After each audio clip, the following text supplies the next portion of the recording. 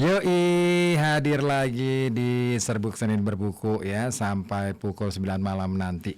Jadi Anda kawan yang ingin bergabung untuk kasih tanggapan terhadap buku yang saya bacakan untuk Anda, boleh ya, bisa lewat live TikTok boleh, lewat WA juga boleh di 08554200912. Ada HMZ, halo.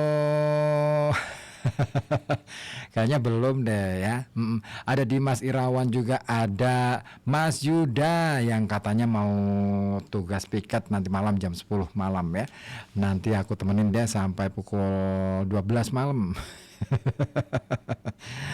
Oke deh. Oke. Berarti ini masih di rumah nih ya, Mas Yuda ya. Asik dong di rumah. Santai. Baik, lanjut lagi ya. Kita akan masuk ke bagian atau bab ke-9 dari buku Rempah-Rempah Persaingan dan Perebutan pada Abad ke-16 yang membentuk dunia modern. Nah, sudah siap lagi? Oke deh. Yang punya kopi, disiapin kopinya. Yai. Baik, bab 9 ini oleh Roger Crowley diberi judul kecil Perjalanan Florida antara tahun 1526 sampai 1536. Baik, kita lanjut aja langsung ke bab 9. Spanyol, musim panas 1526.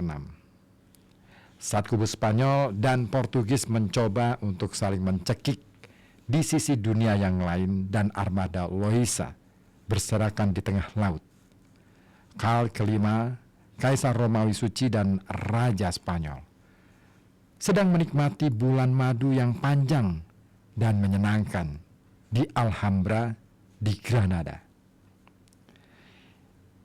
Di pavilion Islaminya yang rapuh dengan geometri abstraknya yang indah, di antara kolam-kolam yang bening bagaikan cermin, di tengah aroma bunga dan percikan lembut air yang mengucur dari air mancur dan mulut singa, dia mulai mengenali pengantinnya. Dia baru saja menikahi seorang putri Portugis, Isabel, adik perempuan Raja Joao ketiga dari Portugal. Ini adalah perkawinan politik. Mereka masih sepupu. Ini merupakan pertukaran pengantin antar dinasti. Adik perempuannya, Catherine, telah dinikahkan dengan kakak laki-laki Isabel, Joao ketiga. Tetapi bagi Karl dan Isabel, perjodohan itu segera menjadi pernikahan berlandaskan cinta. Tak lama setelahnya, para pekerja memasang langit-langit kayu berpola panel di salah satu pavilionnya. Sisipan kotak kayu sedar yang dihiasi semboyan legendaris plus ultra, dan diantaranya inisial K, yang dalam hal ini maksudnya adalah Carolus, Karl, dan Y, Isabel, yang bertautan oleh sekuntum bunga. Pada saat yang sama, bagi Karl, visinya akan sebuah kekaisaran yang terus berkembang tetap menjadi prioritas utamanya, dan dia sangat ingin mendapatkan berita tentang armada Loisa dan nasib yang menimpa Trinidad. Mengingat aliansi pernikahan Portugis, saat ini bukanlah momen yang bijaksana untuk terlihat meluncurkan armada baru dari Spanyol. Namun, kini ada alternatif lain. Mengirim kapal dari pantai Meksiko, Spanyol baru, di bawah naungan Kapten Jenderalnya, Hernán Cortés, sang penakluk kerajaan Aztec. Pada tahun 1521, pasukan Cortés telah mencapai pantai Pasifik.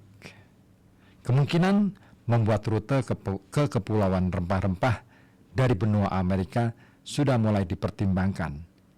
Cortés telah memulai pembuatan kapal di pantai barat benua Amerika untuk tujuan ini.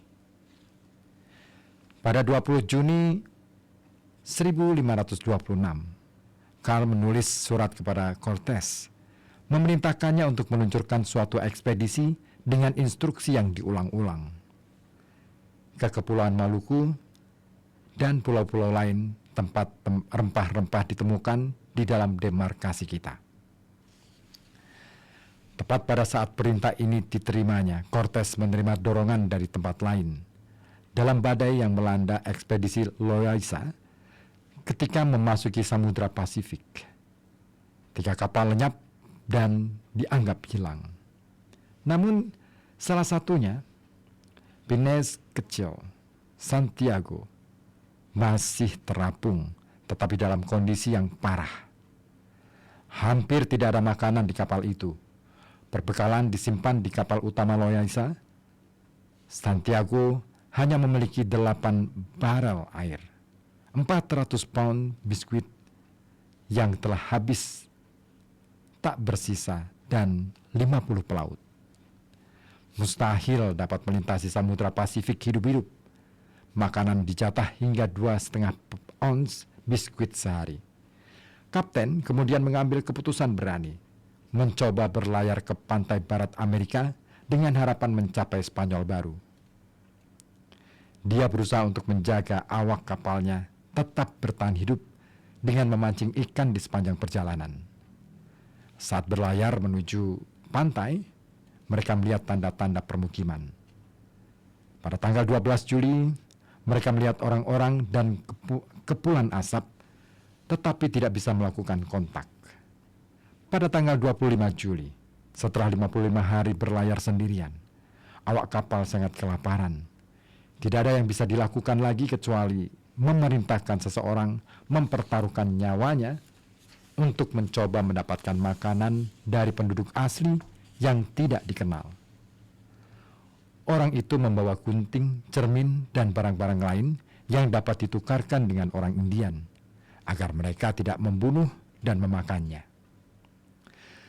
Karena mereka tidak punya kapal kecil, satu-satunya cara adalah seseorang mencoba menembus ombak di dalam kotak besar yang diikatkan pada tali, sehingga jika kotak itu terbalik di tengah laut, ada kemungkinan sukarelawan yang malang itu bisa ditarik kembali hidup-hidup. Sang pendeta kapal, Juan de Arezaga, menawarkan diri untuk pergi. Setelah memuji dirinya sendiri di hadapan Tuhan, dia masuk ke dalam kotak, memakai kemeja dan celananya dengan sebilah pedang. Setengah jalan menuju pantai, kotak itu terbalik. Pendeta kapal yang menggelepar panik itu berhasil diselamatkan dalam keadaan setengah mati dari dalam air oleh 5 orang Indian. Respons mereka sungguh mengejutkan. Mereka menyelamatkan barang-barang yang dibawanya, meletakkan benda-benda itu di sampingnya, lalu menjatuhkan diri mereka ke atas tanah. Sang pendeta ingin memberikan beberapa barangnya kepada mereka, tetapi mereka tidak mau menerimanya dan memberi isyarat agar dia ikut bersama mereka. Sang pendeta pun mengikuti mereka dengan pedang terhunus di tangan, sementara salah satu orang Indian membawa tumpukan barang dagangan di kepalanya. Petualangan Arezaga berlangsung bagaikan sebuah mimpi. Dia berjalan bersama mereka melewati lahan yang belum dibajak menuju kota besar yang dihiasi banyak menara. Kerumunan besar orang berhamburan keluar untuk menemui Arezaga. Semuanya bersenjatakan tombak, busur, dan anak panah, dan di depannya tampak 10.000 orang membersihkan jalan yang akan dilalui mereka. Di tempat ini, dia bertemu dengan Kakiku, sang penguasa, yang menyambutnya dengan hormat. Di jalan yang dilalui, mereka melewati sebuah salib kayu. Pendeta yang tercengang itu tak kuat menahan tangisnya. Dia menyembahnya sambil berlutut, seraya berdoa. Semua orang menatapnya penuh perhatian. Sungguh beruntung dan luar biasa. Dia telah mendarat di Spanyol baru. Kakiku menjanjikan makanan untuk dibawa ke kapal yang diantar ke pelabuhan kota.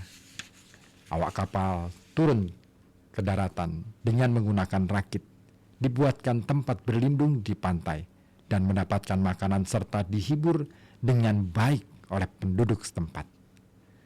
Beberapa hari kemudian, seorang gubernur Spanyol lokal tiba, dikotong menggunakan tandu yang dipanggul oleh 12 orang Indian.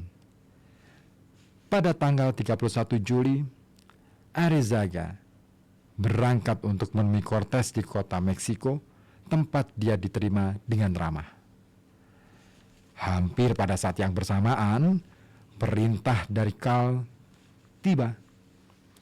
Kedua peristiwa tersebut tampak seperti sudah ditakdirkan bagi Cortes.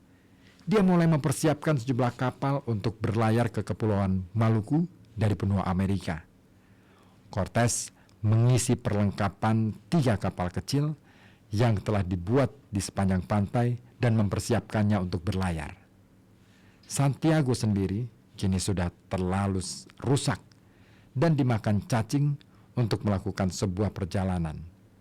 Salah satu kapal baru sekarang diberikan namanya yang menginspirasi.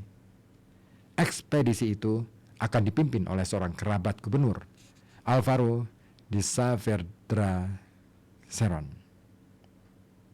Nah, bagaimana selanjutnya? Kita akan lanjut setelah yang mau melintas dulu ya. Jangan kemana-mana, tetap di sini di FM 91,2 Radio Kota Batik, News Interaktif Solutif di Serbuk Senin Berbuku.